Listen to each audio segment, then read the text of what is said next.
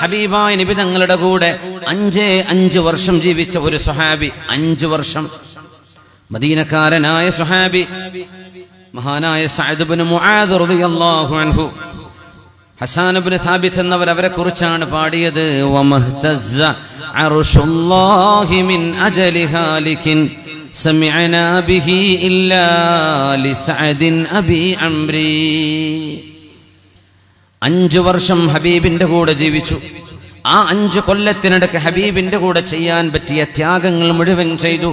ആ മഹാനായ മനുഷ്യൻ യൗവനത്തിൽ ലോകത്തോട് വിട പറയുമ്പോഴാണ് അള്ളാഹുവിന്റെ മാലാഖമാരിൽ 70,000-ലേറെ മലക്കുകൾ ആ മഹാനായ സ്വഹാബിയുടെ, മദീനക്കാരനായ അൻസ്വാരിയായ സ്വഹാബിയുടെ ജനാസ എടുക്കാൻ വേണ്ടി മാത്രം വന്നത്.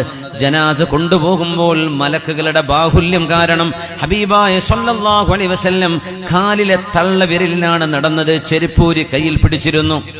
അള്ളാഹുവിന്റെ അർശ് വിറച്ചുപോയി എന്നാണ് പറഞ്ഞത്. അള്ളാഹുവിന്റെ അർശ് വിറച്ചു എന്ന് നബി തങ്ങളാ പറഞ്ഞത് സ്വല്ലല്ലാഹു അലൈഹി വസല്ലം. ഒരു സ്വഹാബിയുടെ മരണം നടന്നപ്പോ ജീവിതകാലത്ത് ഇത്രമേൽ ആത്മീയത കൈവരിക്കാൻ ഒരുപാട് സമയമെടുത്തിട്ടില്ല. 5 കൊല്ലം 50 കൊല്ലത്തിന്റെ ഇബാദത്തല്ല, 5 വർഷം കൊണ്ട്. അതുകൊണ്ട് കാലത്തിന്റെ കാലഗണനയുടെ എണ്ണവും വണ്ണവുമല്ല, നമ്മൾ ചെലവഴിക്കുന്ന സെക്കൻഡുകളുടെ മൂല്യമാണ് അള്ളാഹു നോക്കുന്നത്.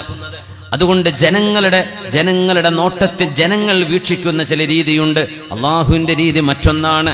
നാളെ പരലോകത്ത് മീസാനാണ് അള്ളാഹു വെച്ചത്, അദ്ദാദല്ല എന്ന് തിരിച്ചറിയണം. അള്ളാഹു നാളെ അമലുകൾ തൂക്കുകയാണ് ചെയ്യുന്നത്, അമലുകൾ എണ്ണുകയല്ല. എത്ര ഉംറ ചെയ്തു എന്നല്ല നോക്കുന്നത്, ചെയ്ത ഉംറയുടെ കനം എത്രയുണ്ടെന്നാണ് അള്ളാഹു നോക്കുന്നത്. നാളെ മീസാനാണ്, നാളെ എണ്ണലല്ല തൂക്കമാണ് അള്ളാഹു നോക്കുന്നത്.